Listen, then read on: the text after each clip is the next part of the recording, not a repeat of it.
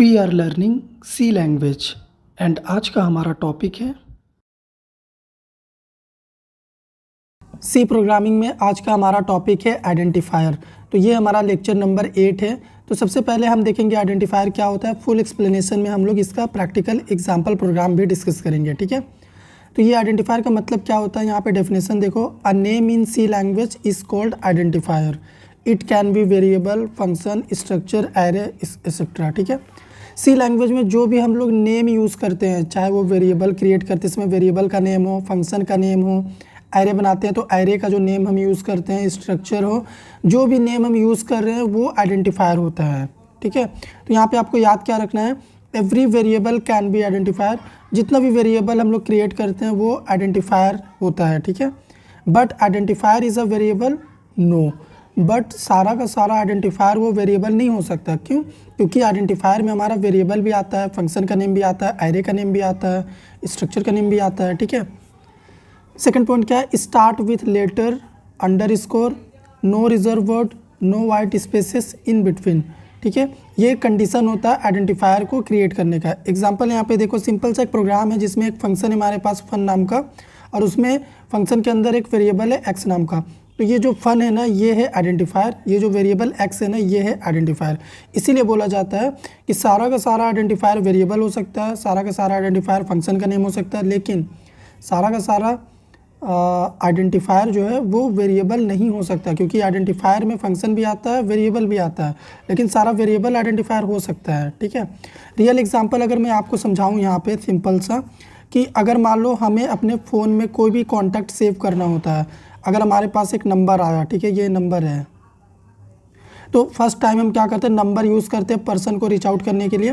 फिर हम इस नंबर को एक नेम प्रोवाइड कर देते हैं, उसका नेम सेव कर देते हैं, ठीक है। तो ये जो नेम हम देते हैं ना नंबर सेव करते समय, यही नेम ही आइडेंटिफायर होता है। फिर हम लोग क्या करते हैं, नेक्स्ट टाइम से जब भी इसे कांटेक्ट करना होता है इस नंबर पे, हम लोग इस आइडेंटिफायर नेम का यूज़ करते हैं उस पर्सन को रीच आउट करने के लिए, ठीक है। तो अभी चलो एक प्रोग्राम बनाते हैं जिसमें इसी चीज़ को प्रैक्टिकली प्रूव करूँगा मैं।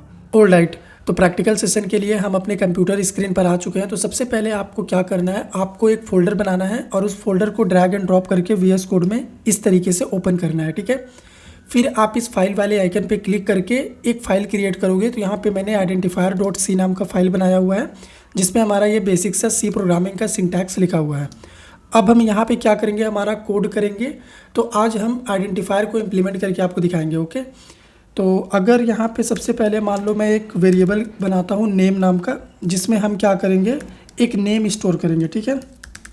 तो यहाँ पे हमने एक वेरिएबल बनाया है जिसमें ये वैल्यू हमने स्टोर कर दिया, ठीक है। और इसको अगर मैं प्रिंट कर दूं, सबसे पहले हम आपको आउटपुट दिखाएंगे, उसके बाद हम आपको समझाते हैं, ठीक है। तो इसको हम सेव करते हैं और रन करते हैं। तो आप यहाँ पे देखो आउटपुट हमें मिल रहा है। तो ये जो नेम हमने क्रिएट करा है ना, इस नेम को ही आइडेंटिफायर कहते हैं। यहाँ पे नेम क्या है, नेम आइडेंटिफायर है, ठीक है। अब अगर मैं एक और वेरिएबल यहाँ पे क्रिएट कर दूँ, इंट एज इक्वल्स टू 25, ठीक है, और इसकी वैल्यू भी मुझे प्रिंट करना है। तो हम क्या कर सकते हैं, इसको भी प्रिंट कर सकते हैं। यहाँ पे स्पेस देके %d, और इस तरीके से हम लोग एज को भी प्रिंट करेंगे।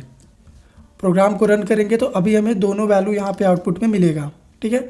तो ये जो एज है ना, यहाँ पे एज क्या है, एज है एक आइडेंटिफायर, ठीक है।